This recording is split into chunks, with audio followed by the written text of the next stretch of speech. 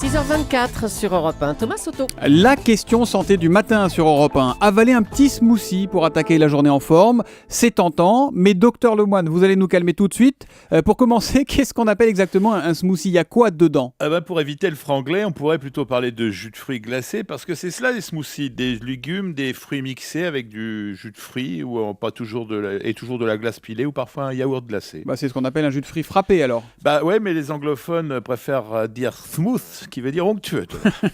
Bon, jusqu'ici, je vois rien qui soit en contradiction avec ce que vous répétez sans relâche. Il faut consommer au moins 5 fruits et légumes par jour et des laitages, pas de crème glacée, tatati tatata. On est en plein dans le monde idéal de Jean-François Lemoine, là. Bisounours, ouais, c'est vrai que ces produits semblaient tellement parfaits qu'ils ont envahi les rayons des supermarchés, que les petites boutiques commencent à fleurir un peu partout. Malheureusement, dans un entretien au journal Le Guardian, Barry Popkin, qui est professeur du département de nutrition de l'Université de Caroline du Nord, calme les ardeurs des vendeurs et des amateurs. Je le cite, « Dans à peu près tous les pays, explique ce chercheur, les consommateurs ont commencé à remplacer les sodas par des boissons à base de jus de fruits, des smoothies qu'ils considèrent à tort comme bons pour la santé. » Fin de citation. Mais attendez, parce que vous avez, vous les médecins, suffisamment répété que boire des sodas sucrés était une aberration. Le mieux, ça reste donc de prendre de vrais fruits. Je vous ai aussi raconté que manger beaucoup de fruits pour se mettre au régime, c'était une aberration, parce que les fruits contiennent beaucoup de sucre et qu'il ne faut pas trop en manger. Or, les smoothies contiennent une quantité importante de fructose, qui est l'équivalent en sucre, de 4 à 6 oranges ou d'un verre, un grand verre de coca. Alors on revient à la case départ. Oui, parce que les amateurs de ces boissons-là en consomment trop, évidemment. C'est la quantité le problème. Oui, Thomas, parce que la consommation devient vite excessive, puisqu'on dit que le produit est sain,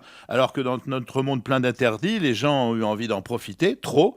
Puis il faut dire que les smoothies, on n'a pas le sentiment de calmer sa faim comme on pourrait le faire avec un jus d'orange. C'est pourquoi on en consomme beaucoup plus. Est-ce qu'il y a une différence, Jean-François, entre le sucre des fruits et le sucre raffiné, celui qu'on trouve dans le coca, dans les produits, tout ça ? Non, le corps fait vraiment pas la différence. L'ennemi, c'est le sucre. Et là, on n'est plus dans le politiquement correct, mais dans la principale cause du diabète, une épidémie silencieuse, beaucoup plus terrible qu'on ne le pense à l'échelle mondiale. Bon, on va quand même relativiser, on va se calmer. Un smoothie par jour, quel est le problème ? Un par jour ? Aucun. Très bien. Bon, une nouvelle croisade pour la médecine, il va falloir vous dépêcher. Et dans cette nouvelle bataille, ces spécialistes font observer que les géants des sodas se sont empressés de racheter les grandes marques de smoothies. Ça, c'est un signe, j'imagine. Ça, c'est vrai. Ça, vous savez, quand ils arrivent, ils sont là. Une question, Julie. Oui, on ne sait plus qui écouter. Selon certaines études, les faux sucres donneraient le diabète. Alors docteur. C'est quoi, c'est l'aspartame, c'est ça ? Ça, c'est une des grandes polémiques du moment. C'est une étude de l'INSERM qui suggère que ces faux sucres ne trompent que le goût et que le corps, lui, aurait tendance à réagir comme avec du vrai.